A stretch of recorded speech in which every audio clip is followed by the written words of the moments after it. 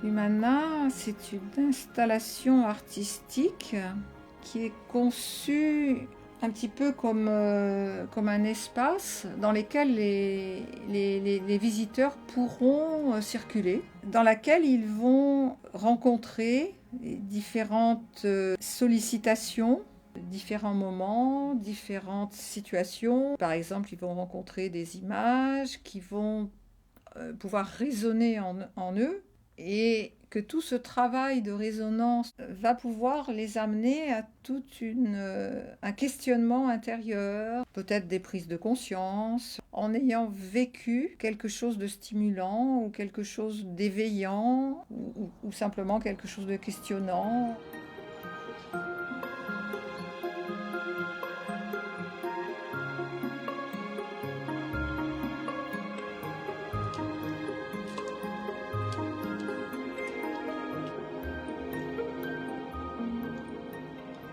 Quand elle est venue dans ma tête, c'était quelque chose qui était tellement grand dans mon imaginaire par rapport à tout ce que j'avais pu faire jusqu'à maintenant, que c'était totalement irréalisable. Donc j'ai appelé ça mon rêve.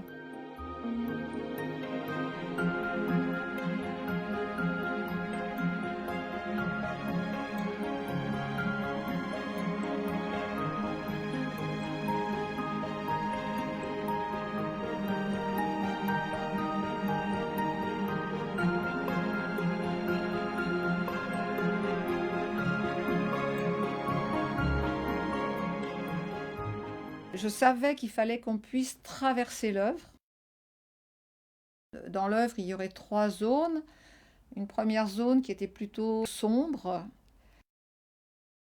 J'avais dans la tête un deuxième rideau qui, lui, serait déjà un peu plus coloré, dans lequel je reprendrais des tableaux que j'avais déjà réalisés antérieurement, qui traitaient de tout le domaine de l'émotion. Voilà, la troisième zone, elle, étant constituée uniquement de lumière.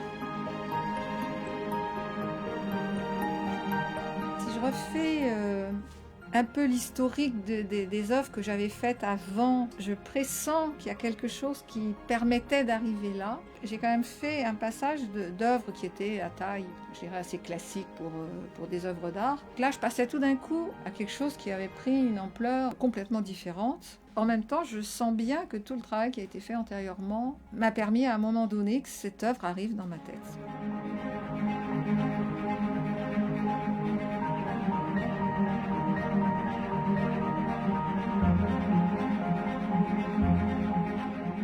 Quand j'ai fait Un volet d'âme, je m'étais trouvée face à 60 tableaux qui étaient 30-40, quelque chose comme ça, qui n'étaient pas très très grands, et qu'il fallait que je mette dans une même exposition. L'idée m'était venue de les accrocher effectivement au plafond au milieu de la galerie.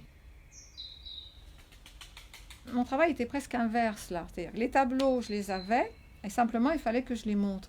Alors que là, dans cette œuvre-là, j'ai l'impression que c'est l'inverse, c'est-à-dire tout d'un coup, il y a une œuvre imaginaire qui a été dans ma tête, qu'après, il a fallu que j'essaye de trouver comment je pouvais réellement la réaliser. Et la réalisation de cette œuvre, elle me demandait de trouver vraiment des structures pour pouvoir l'installer. Au début, j'ai imaginé des espèces de grands cercles qui faisaient 7 mètres de diamètre quand même. Hein. C'est comme s'il fallait que j'élabore les murs de la galerie, et tout ce qu'il faut pour que effectivement je puisse y accrocher, y montrer l'œuvre, quoi. Et que tout ça, c'est un cheminement de 20 ans, en fait, depuis le moment où je suis partie dans la peinture, où finalement le groupement, lui, m'a permis de poursuivre ce travail d'exposition parce que le partage des expériences des uns et des autres a été un enrichissement permanent sur cette problématique de la relation au public et de l'exposition. C'est un soutien très fort puisque on n'est plus seul devant son travail, mais on peut vraiment en parler, le partager, et que ça permet de respirer, ça permet d'aller bien plus vite parce qu'on entend 3, 4, 5, 6, 10 propositions qui donnent envie d'aller plus loin aussi. Ça accélère le processus d'élaboration et le processus d'avancer dans notre cheminement d'artiste, quoi.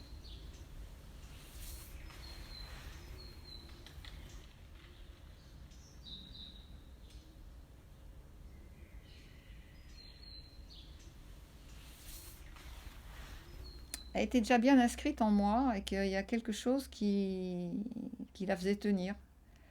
Et donc, l'un dans l'autre, je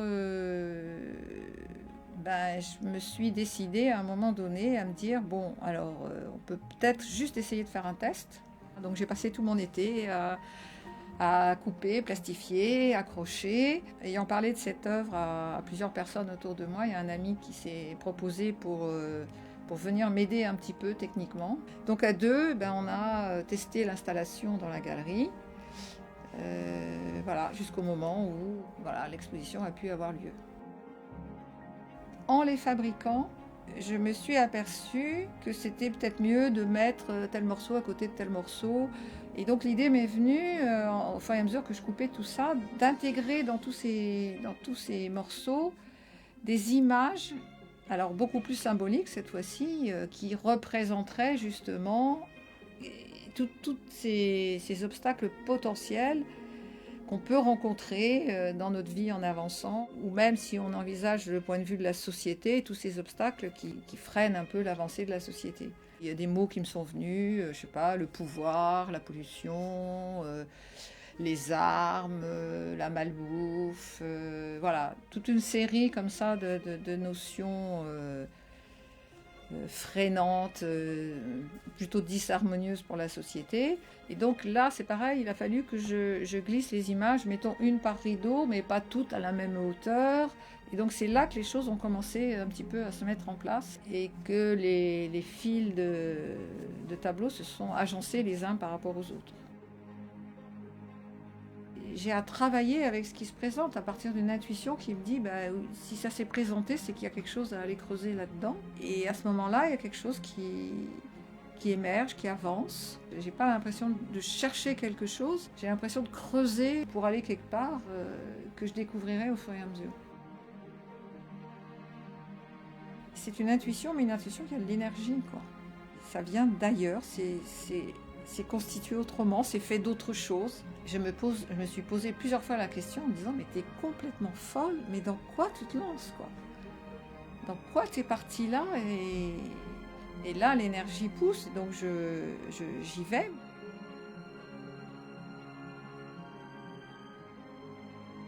Effectivement, je crois que je finis par trouver un petit plaisir dans cette folie, quoi. Mais on sait bien que la folie, c'est ce qui c'est ce qu'il y a de plus vivant finalement, la folie, parce qu'être dans la norme, c'est pas, ça peut être un peu monotone et fastidieux, effectivement.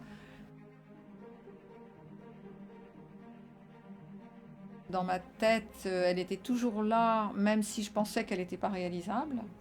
C'est que je pense que déjà là, elle ne me lâchait pas, quoi. Et en fait, les premiers essais faits, donc la première exposition qui a été faite, a été vraiment une confirmation qui m'a poussée largement et sans sans aucune hésitation à ce moment-là à continuer. Je m'aperçois que il y a du répondant, que les gens sont là, que c'est intéressant, qu'ils sont même prêts à participer. Du coup, je me sens pas toute seule aussi à quelque part à porter l'œuvre. C'est extrêmement riche et j'ai plus d'hésitation, quoi. Les personnes qui sont venues visiter l'œuvre Je les ai vus, enfin voilà, j'ai vécu la façon dont elles vivaient l'expérience de l'œuvre. Et alors ça m'a fait un deuxième niveau supplémentaire de plaisir parce que je voyais comment l'œuvre fonctionnait, je voyais comment les gens face à elle, ils étaient intrigués, ils se questionnaient, ils revenaient en arrière, ils essayaient de comprendre, les gens étaient à plusieurs en même temps dans l'œuvre, ils se mettaient à discuter entre eux.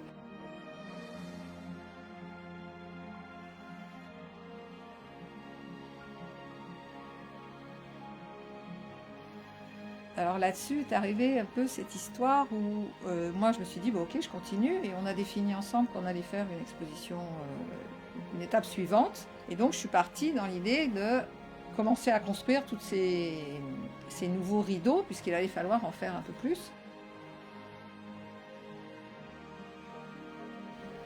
Donc la première idée qui m'est venue, ça a été de couper à nouveau d'anciens tableaux en petites languettes, et d'accrocher toutes ces languettes les unes aux autres, comme tu vois là l'essai que j'ai fait. Pour faire l'ensemble des 5 rideaux qui étaient nécessaires au début, j'ai calculé qu'il me fallait à peu près 2000 languettes. De ça est partie l'idée de me faire aider.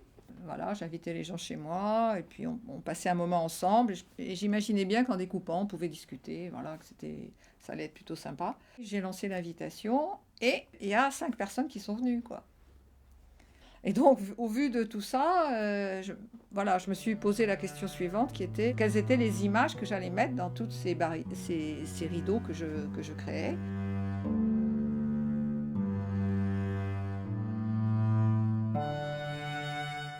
C'est-à-dire qu'à moi toute seule, j'aurais jamais trouvé toutes les images qui ont été trouvées à la vingtaine qu'on était.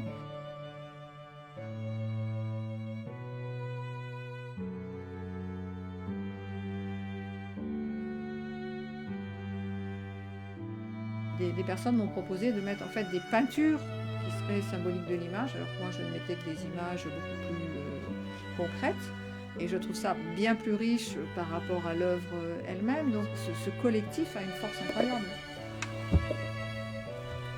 Voilà. Bon.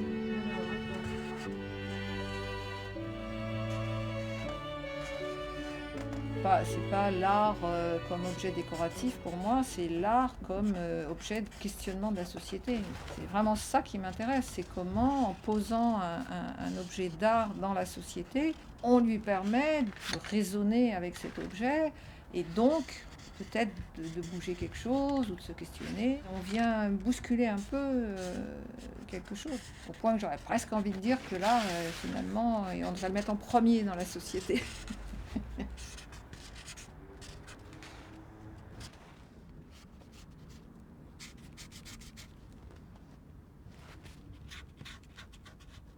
À travers cette espèce d'énergie intérieure que j'ai par rapport à l'œuvre et que je commence à transmettre aux autres, que je vois à l'œuvre aussi chez les autres, ce serait peut-être simplement de transmettre cette énergie que je mets dedans et que les gens sont en train de mettre dedans en y participant aussi.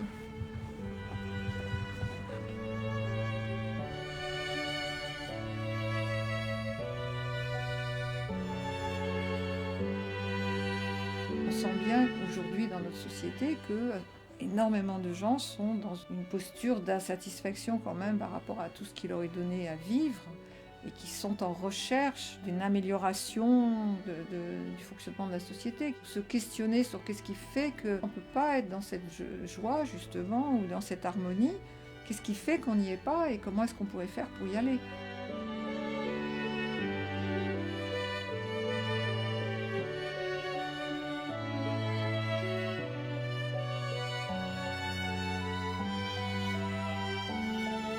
Donc la prochaine exposition, qui est prévue pour le mois de septembre, là j'espère pouvoir présenter dans la galerie 3 voire 4 secteurs. Et là, cette fois-ci, je ne m'appuierai plus sur les murs de la galerie, mais je vais être obligée de commencer à monter ma propre structure pour tenir l'œuvre.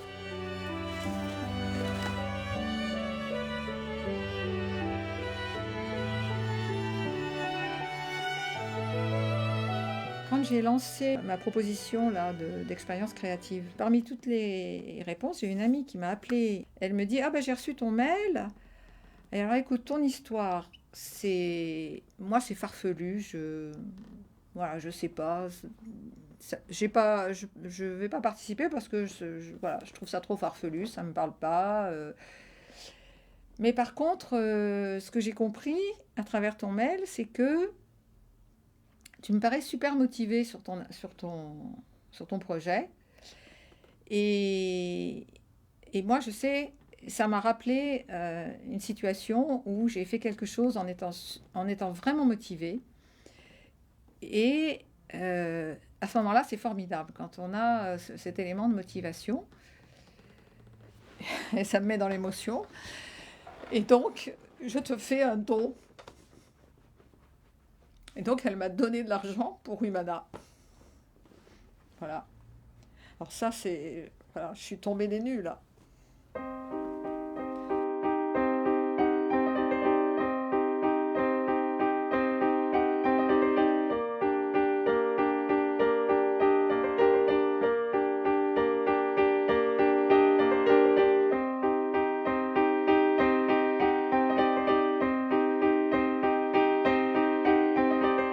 Donc je cherche de l'argent pour toute la suite et pour finir la structure.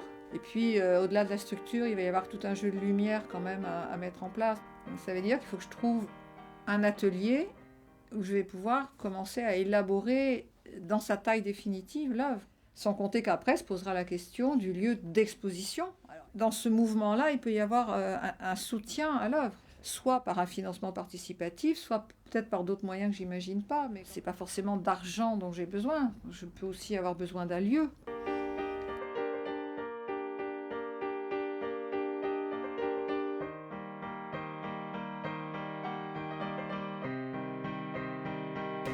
Et l'autre chose, c'est un peu l'initiatique, une espèce de traversée initiatique, un peu là, à travers nos peurs, les choses obscures, et on arrive à une certaine clarté et tranquillité, voilà, je l'ai vu comme ça. Le travail qu'il y a derrière, ça va être de réaliser les 12 secteurs de l'œuvre. Ça veut dire que j'ai 5 x 12 rideaux de peinture ou d'objets, parce qu'après, une fois que j'aurai 12 types de secteurs, il faudra que j'agence les secteurs les uns par rapport aux autres. Donc j'ai imaginé qu'on pouvait couper l'œuvre en 4. Dans chacun des quarts de l'œuvre, il y a à nouveau 3 secteurs. Ce que j'ai imaginé, c'est que chacun des 3 secteurs pouvait évoquer des obstacles qui soient liés au corps, des obstacles qui soient liés au cœur et des secteurs qui sont plutôt liés à l'esprit, donc plutôt liés à l'intelligence ou à l'intellectuel ou au mental.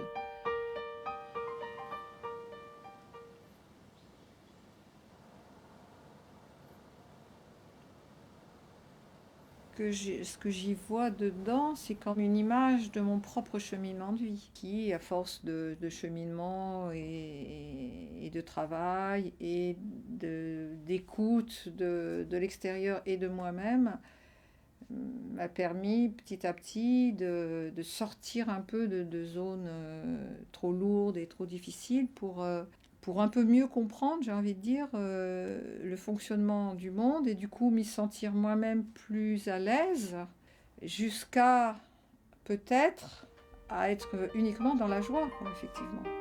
À ne ressentir plus que quelque chose qui soit comme une sorte de sérénité.